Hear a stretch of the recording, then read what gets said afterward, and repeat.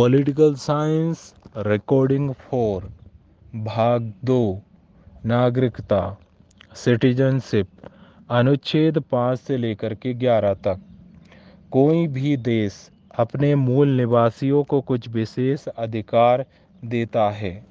इन अधिकारों को ही नागरिकता कहा जाता है। भारत में इकहरी नागरिकता है, अर्थात हम केवल देश के नागरिक हैं। भारत की इकहरी नागरिकता ब्रिटेन से अपनाई गई है। नागरिकता पर पहला विवरण अरस्तू ने दिया था। नागरिक होने के कारण हमें आधार कार्ड, वोट डालने का अधिकार, सरकार का विरोध करने का अधिकार इत्यादि प्राप्त होते हैं। संविधान में नागरिकता पर सबसे कमजोर कानून दिए गए थे, अतः संसद को नागरिकता पर अधिकार थे। परिणाम स्वरूप भारत की नागरिकता 1955 के अधिनियम पर आधारित है तथा इस अधिनियम में पहली बार 1986 में संशोधन किया गया था।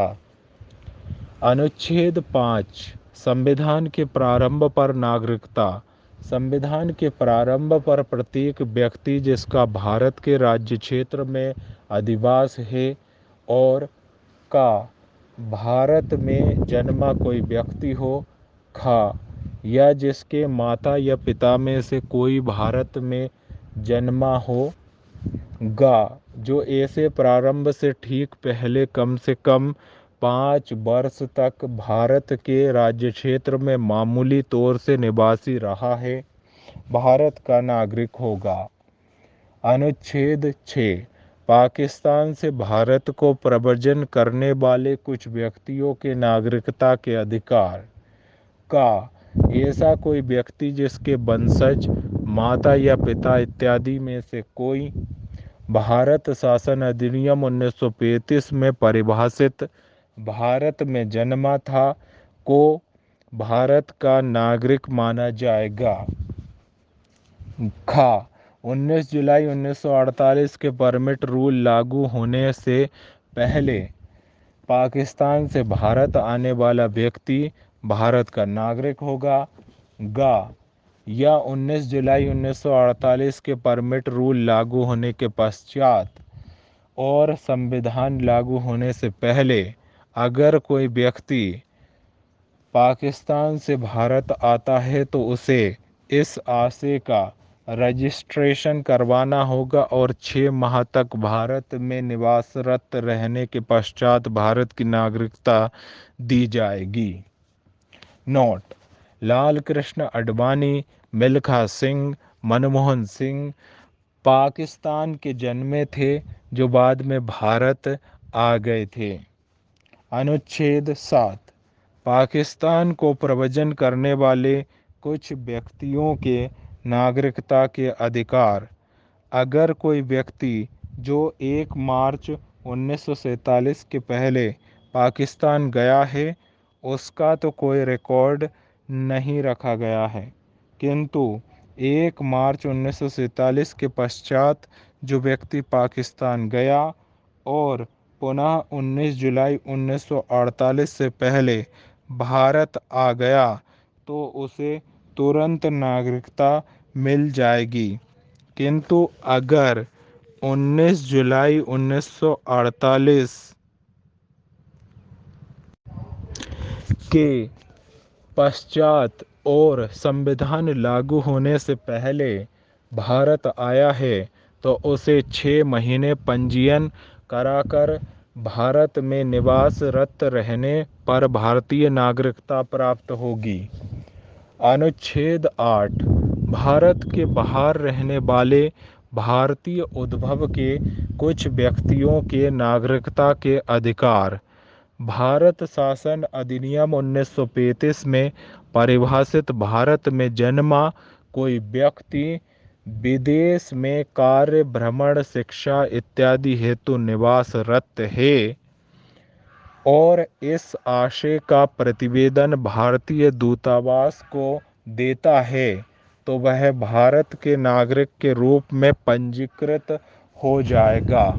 अगर वर्तमान में भी कोई व्यक्ति इस आशय से विदेश गया है तो उसकी भी नागरिकता समाप्त नहीं की जाती है। अनुच्छेद 9 विदेशी राज्य की नागरिकता स्वेच्छा से अर्जित करने वाले व्यक्तियों का नागरिक न होना। अर्थात इस आशय के संदर्भ में अनुच्छेद 5, 6, 8 के आधार पर भी वह व्यक्ति नागरिक नहीं हो पाएगा। अनुच्छेद 10 नागरिकता के अधिकारों का बना रहना। अर्थात भारतीयों की नागरिकता बनी रहेगी जब तक कि वह पागल ना हो, जघन्य अपराधी ना हो, देशद्रोही ना हो। अनुच्छेद 11 संसद द्वारा नागरिकता के अधिकारों का विधि द्वारा विनियमन किया जाना। अर्थात नागरिकता संबंधी कानून संसद बनाती है और संसद ने यह जिम्मेदारी गृह मंत्रालय को सौंप दी है। नोट: एक राज्य को संघ राज्य क्षेत्र में नहीं मिलाया जा सकता है, किंतु संघ राज्य क्षेत्र को राज्य में मिलाया जा सकता है। दिल्ली एक केंद्र शासित प्रदेश है या अर्ध राज्य क्षेत्र है। नागरिकता प्राप्त करने की विधियां। नागरिकता अधिनियम सिटीजनशिप एक्ट 1955। इस अधिनियम के तहत जो भी बच्चा भारत में जन्मेगा वह भारतीय नागरिक हो जाएगा। इस अधिनियम का पाकिस्तान के आतंकियों ने सर्वाधिक दुरुपयोग किया था। अतः इस अधिनियम में 1986 में पहली बार संशोधन किया गया। यहीं से नागरिकता के प्रकार प्रारंभ होते हैं। तो पहला प्रकार है जन्म के आधार पर नागरिकता। नागरिकता अधिनियम 1986 में जो 1955 के अधिनियम का संशोधन था में कहा गया था कि भारत में जन्म लेने वाले सभी बच्चों को नागरिकता दी जाएगी यदि उनके माता या पिता में से कोई भारत के नागरिक हों। दूसरा, वंश के आधार पर नागरिकता। ये नागरिकता अधिनियम 1986 का संशोधन था 1992 में। इसमें कहा गया था विदेश में जन्म लेने वाले बच्चों को भी नागरिकता दी जाएगी यदि उनके माता या पिता में से कोई भारत का नागरिक हो। तीसरा, पंजीकरण। पंजीकरण विधि के तहत नागरिकता प्राप्त करने हेतु व्यक्ति को 7 वर्ष लगातार भारत में रहना अनिवार्य होता है। पंजीकरण विधि के तहत राष्ट्रमंडल देशों के नागरिकों को भारतीय नागरिकता दी जाती है। चौथा, देशीकरण। वैसा व्यक्ति जो भारत की किसी एक भाषा का ज्ञाता हो, भारत के प्रति सकारात्मक सोच रखता हो तथा कला अथवा विज्ञान में निपुण हो, साथ ही भारत में 10 साल तक रहा हो, भारत का नागरिक बनने के योग्य होता है देशीकरण विधि के द्वारा। पांचवी, अर्जित भूमि के आधार पर नागरिकता।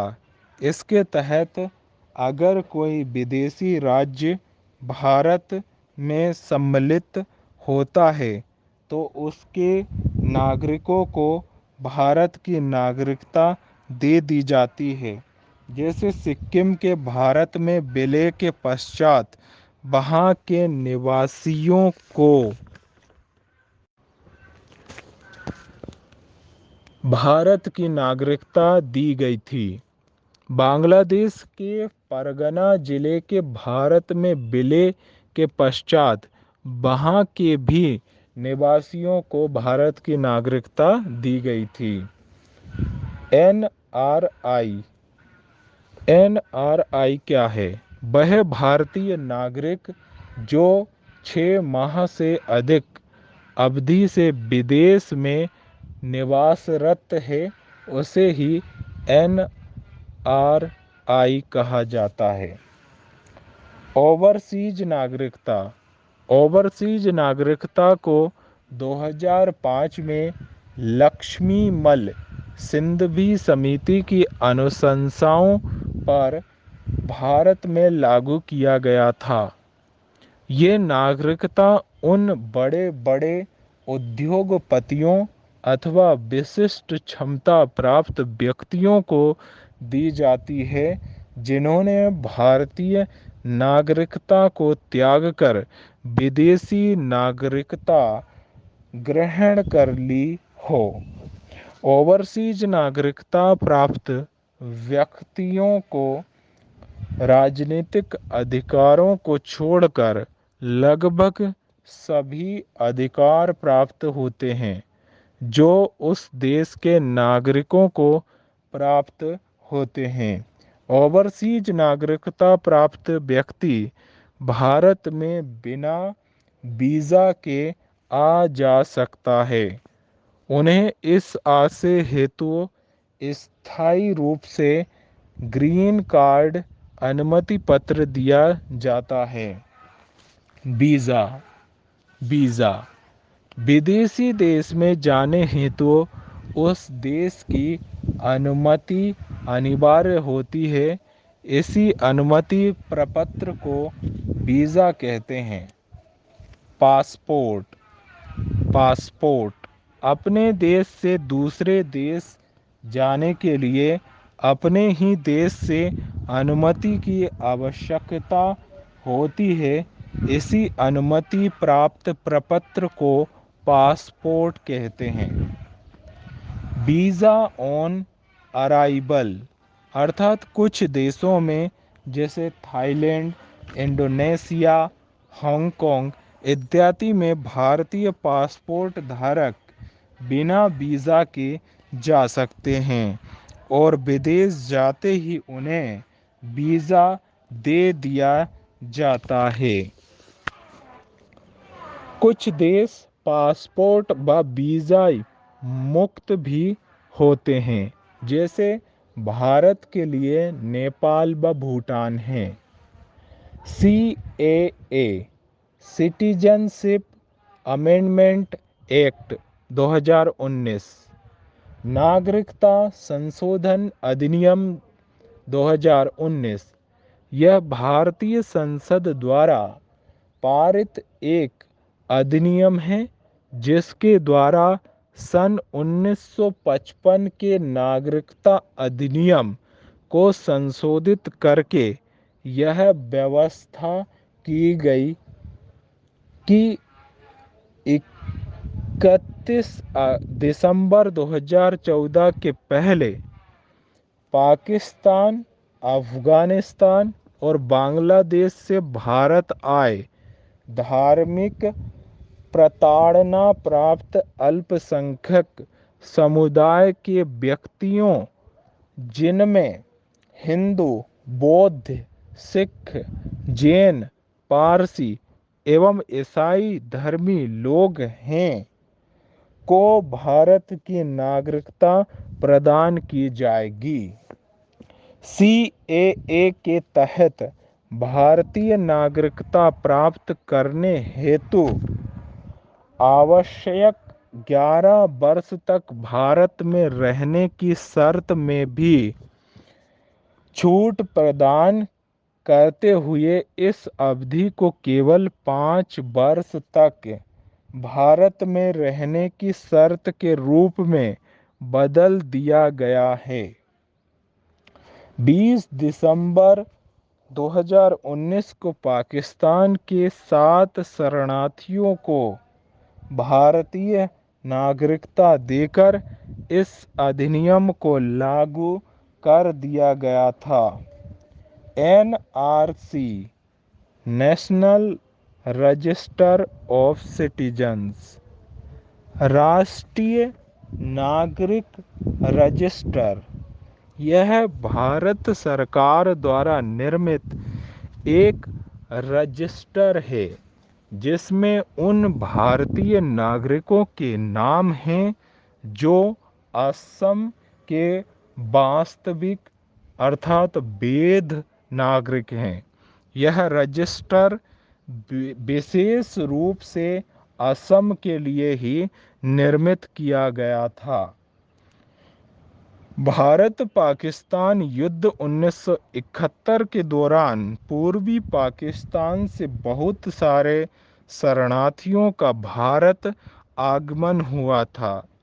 ये लोग बांग्लादेश अर्थात पूर्वी पाकिस्तान के अल्पसंख्यक धार्मिक रूप से प्रताड़ित लोग नहीं थे, अपितु अपने ही देश के बहुसंख्यक प्रजातीय प्रताड़ित थे। अतः उच्चतम न्यायालय ने 2013 में कहा कि सरकार एनआरसी लागू करे और जो व्यक्ति 24 मार्च 1971 से पहले भारत आए हैं केवल उन्हें एनआरसी के तहत नागरिकता दे दी जाए। 2015 में राष्ट्रीय नागरिक रजिस्टर बनने लगा। राष्ट्रीय नागरिक रजिस्टर में सम्मिलित होने के लिए 2 लिस्ट को मिलाकर कुल 30 प्रमाण पत्रों में से एक का होना आवश्यक है। यदि आपके पास कोई भी प्रमाण पत्र नहीं है तो आपको 4 माह का समय दिया जाएगा।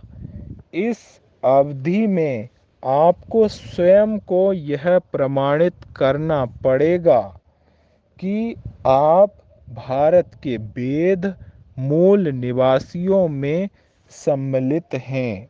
अगर आप इस आशय का प्रमाण नहीं प्रस्तुत कर पाते हैं तो आपको जिला कोर्ट जाना होगा। जिला कोर्ट के पश्चात अगर आप सुप्रीम कोर्ट में भी भारत के मूल मतलब वैध निवासी होने का प्रमाणन नहीं कर पाते हैं तो आप भारत के नागरिक नहीं हैं। तब आपको डिटेंशन सेंटर अर्थात जेल में भेज दिया जाएगा। एनपीआर नेशनल पॉपुलेशन रजिस्टर राष्ट्रीय जनसंख्या रजिस्टर देश के निवासियों का एक रजिस्टर है। इसे नागरिकता अधिनियम 1955 और नागरिकता नियम 2003 के प्रावधानों के आधार पर स्थानीय ग्राम पंचायत, तहसील, राज्य और राष्ट्रीय स्तर पर तैयार किया जाएगा। आपके परिवार में कितने सदस्य हैं, कौन कहाँ रहता है, इस आधार पर एनपीआर बनेगा।